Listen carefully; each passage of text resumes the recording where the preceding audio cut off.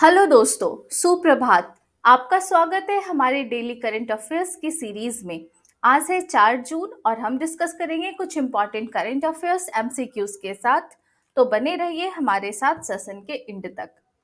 आज का पहला क्वेश्चन है, with reference to exercise RIMPAC, Rim of the Pacific, consider the following statements. Statement 1 है, RIMPAC 2024 is the 29th exercise in the series that began in 1971 and it is held annually. Statement 2 है, India is one of the participators in RIMPAC. Which of the statements given above is are correct? Option A, one only. Option B, two only. Option C, both one and two. And option D, neither one nor two. तो अगर हम इसके statements को देखें तो अभी जो recently रिम्पैक्ट 2024 organise होना है, यह 29th एक्सरसाइज है, ये बिल्कुल करेक्ट है। यह 1971 में स्टार्ट हुआ था, ये भी करेक्ट है। लेकिन इट इज़ हेल्ड एनुअली, ये इनकरेक्ट है, क्योंकि यह एनुअली ऑर्गेनाइज नहीं होता है, यह बाई एनुअल होता है, यानी 2 साल में एक बार होता है। सेकेंड स्टेटमेंट देखें तो India is one of the participator in RIMPAC, तो ये बिल्कुल सही है, यानी आपका स्टेटमेंट 2 करेक्ट है और स्टेटमेंट 1 इनकरेक्ट है। तो इसका आंसर हो जाएगा ऑप्शन नंबर ए, यानी वन ऑनली। आपका ऑप्शन नंबर 1 जो है, सॉरी, ऑप्शन नंबर 2 यानी 2 ऑनली, केवल 2 करेक्ट है और 1 जो है आपका इनकरेक्ट है।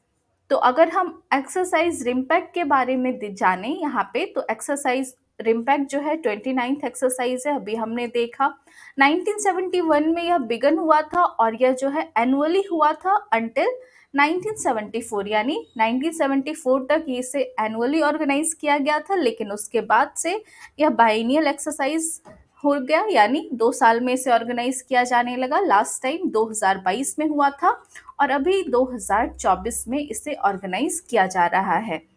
और यह जो है वर्ल्ड का लार्जेस्ट इंटरनेशनल मैरीटाइम एक्सरसाइज है और इस एक्सरसाइज में approximately 29 nations, 40 surface ships, 3 submarines, 14 national land forces, over 150 aircrafts, and more than 25,000 personnel will participate in the biennial Rim of the Pacific exercise.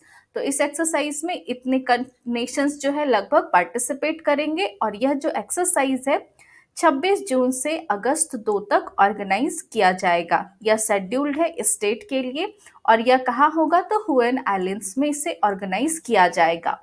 और अगर यहाँ पे हम सेकंड स्टेटमेंट को देखें तो सेकंड स्टेटमेंट जो कह रहा है India is one of the participator in RIMPAC, ये सही है। लेकिन इंडिया जो है यह कब पार्टिसिपेट इसने स्टार्ट किया पार्टिसिपेशन इस एक्सरसाइज में, 2014 से इंडिया रिम्पैक एक्सरसाइज में पार्टिसिपेट कर रहा है।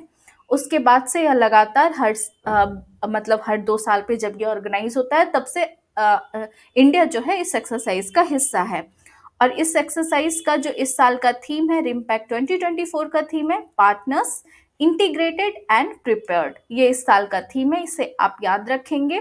और इस साल जो 2014 में इंडिया की तरफ से इंडिया ने अपने आईएनएस शिवालिक को डिप्लॉय किया है इस एक्सरसाइज में पार्टिसिपेट करने के लिए, तो इसे भी आप याद रखेंगे कि इंडिया ने आईएनएस शिवालिक को डिप्लॉय किया है और इसका थीम क्या है, ये सारी चीज़ों को आप याद रखेंगे।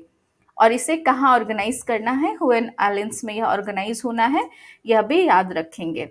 नाउ अगला क्वेश्चन देखते हैं। Recently the world summit on the information society forum high level event 2024 and the AI for Good Global Summit, which were co-organized by ITU, UNESCO, UNDP, and UNCTAD, were held in which country? Option A UAE, Option B USA, Option C India, and Option D Switzerland.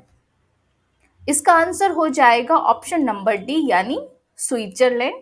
Switzerland Geneva में यह दोनों event organise हुआ था, world summit on the information society forum high level event 2024 and AI for good global summit, ये दोनों जो है Switzerland Geneva में इस दोनों को ऑर्गेनाइज किया गया था और इसे को ऑर्गेनाइज करा था आईटीयू, यूनेस्को, यूएनडीपी एंड अंगटाग ने इसे को ऑर्गेनाइज किया था, और को होस्ट किसने किया था, तो इसे ITU एंड स्विस कॉन्फेडरेशन द्वारा को होस्ट किया गया था। और इस इवेंट के दौरान इंडिया ने अभी 15 से 24 अक्टूबर को जो नेक्स्ट ITU WTSA यानी वर्ल्ड टेलीकम्युनिकेशन स्टैंडर्डाइजेशन असेंबली जो होना है इवेंट, ये दिल्ली में होना है, दिल्ली में होना है।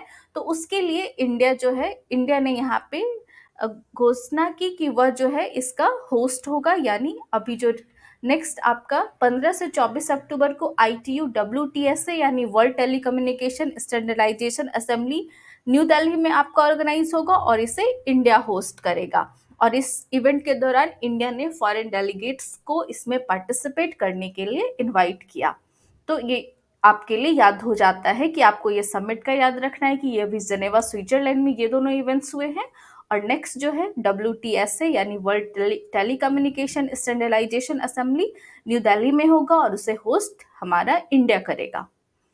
Next question is, what is the name of India's first female permanent representative to the United Nations who retired recently? Option A, Miss Senbum. Option B, Ruchira Kamboj. Option C, Claudia Senbum. And option D, none. तो इसका answer हो जाएगा option number B यानी रुचिरा कंबोज। आपको ये already आप इस question का आंसर कर पाने में सक्षम होंगे अगर लगातार करंट अफेयर्स को देखते आ रहे हैं। रुचिरा कंबोज यह जो है इंडिया की first female permanent representative to the United Nations थी, और अभी यह अपने 35 इयर्स के सर्विस के बाद रिटायर्ड हुई है 1 जून को। तो इसलिए आप इन्हें याद रखेंगे, ये नाम इंपॉर्टेंट हो जाता है। और यहाँ पे जो ऑप्शन सी है क्लॉडिया सैनमम, ये है क्लॉडिया सैनमम। ये जो है अभी रिसेंटली यह मैक्सिको की फर्स्ट फीमेल प्रेसिडेंट अपॉइंट हुई है। तो ये अपॉइंटमेंट ये भी आपके लिए इंपॉर्टेंट हो जाता है कि मैक्सिको की फर्स्ट फीमेल प्रेसिडेंट बनी है क्लॉडिया सैनबम। तो ये नाम भी आप याद रखेंगे। नेक्स्ट क्वेश्चन देखते हैं। ये क्वेश्चन है, consider the following statements regarding Ambubachi Mela. यहाँ पे स्टेटमेंट 1 है, Ambubachi Mela is a 4-day festival to mark the annual mensuration of the goddess at Kamakhya temple in Tamil Nadu. Statement 2 है, the celebration takes place in the middle of June during the monsoon season that coincides with the Assamese month Ahar. Which of these statements given above are correct? Option A, 1 only. Option B, 2 only. Option C, both 1 and 2. And option D, neither 1 nor 2. तो अगर हम इसका statement 1 देखें तो यह जो अंबुबाची मेला है यह 4-day फेस्टिवल है। यह मार्क करता है annual menstruation of the goddess at Kamakhya. तो ये सही है, लेकिन यह तमिलनाडु में नहीं है, यानी ये कामाख्या टेम्पल तमिलनाडु में नहीं है, ये गुवाहाटी असम में है। तो आपका फर्स्ट स्टेटमेंट इनकरेक्ट है। सेकंड स्टेटमेंट बिल्कुल सही है। यह जो सेलिब्रेशन है जून के मिड में होता है मॉनसून सीजन के दौरान, जो कोइंसाइड्स होता है आसामीज मंथ आहार से। तो सेकंड स्टेटमेंट आपका बिल्कुल सही है। अगर इस मेले के बारे में हम और कुछ चीज़ों को देखें तो यह अंबुबाची मेला जो है यह ईस्टर्न इंडिया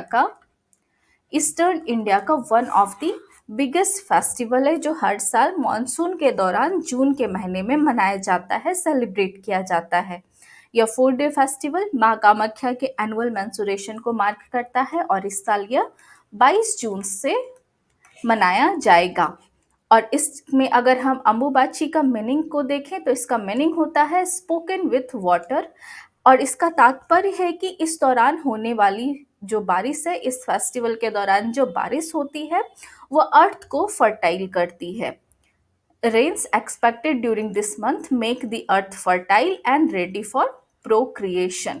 तो इसका जो है रिलेशन वो मॉनसून से है, और मॉनसून के दौरान होने वाली बारिश जो है हमारे अर्थ को फर्टाइल करती है। तो ये इम्पॉर्टेंट हो जाता है फेस्टिवल। और यह जो फेस्टिवल है इसे हम ईस्ट का महाकुंभ भी कहते हैं, Mahakumbh of the east.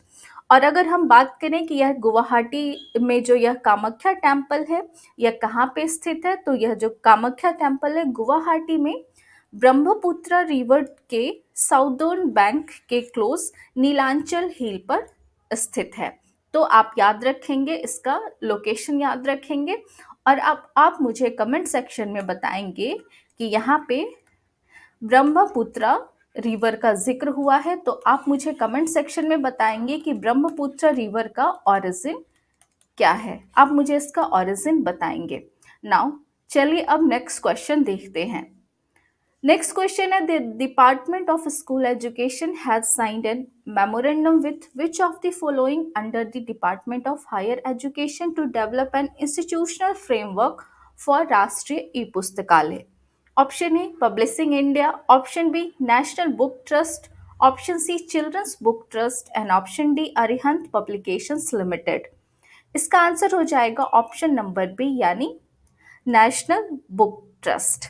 Digital library platform जो है ई लाइब्रेरी, राष्ट्रीय ई पुस्तकालय के लिए गवर्नमेंट ऑफ इंडिया ने मेमोरेंडम साइन किया है नेशनल बुक ट्रस्ट के साथ।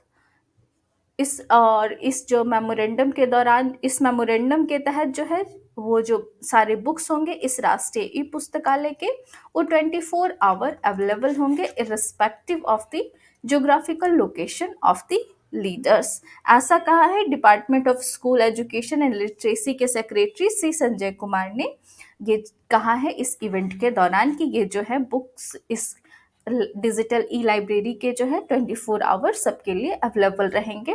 और इस जो डिजिटल या जो राष्ट्रीय ई पुस्तकालय है, इसमें जो बुक्स हैं ये कैटेगराइज किए जाएंगे 4 एज ग्रुप्स के लोगों के लिए एज पर एनईपी यानी नेशनल एजुकेशन पॉलिसी 2020 के अकॉर्डिंग 4 एज ग्रुप्स में इन यहाँ पे बुक्स को कैटेगराइज किया जाएगा।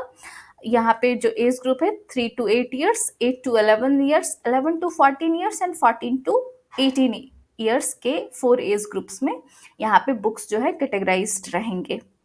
नाउ चलिए अब इस क्वेश्चन का आंसर आप मुझे कमेंट सेक्शन में बताएंगे। हमने इसे जस्ट लास्ट सेशन में डिस्कस किया था।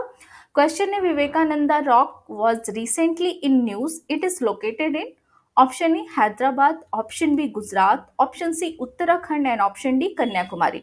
तो ये बहुत ही सिंपल और इजी सा क्वेश्चन है, इसका आंसर आप मुझे कमेंट सेक्शन में ज़रूर बताएंगे।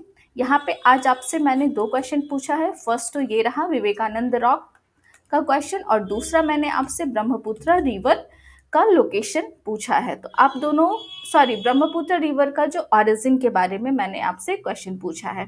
इन दोनों क्वेश्चन का आंसर आप मुझे कमेंट सेक्शन में ज़रूर बताएंगे। इसी के साथ आज का सेशन यहाँ पे एंड करते हैं। आपसे मिलते हैं नेक्स्ट सेशन में न्यू टॉपिक्स के साथ। पढ़ते रहिए और मुस्कुराते रहिए।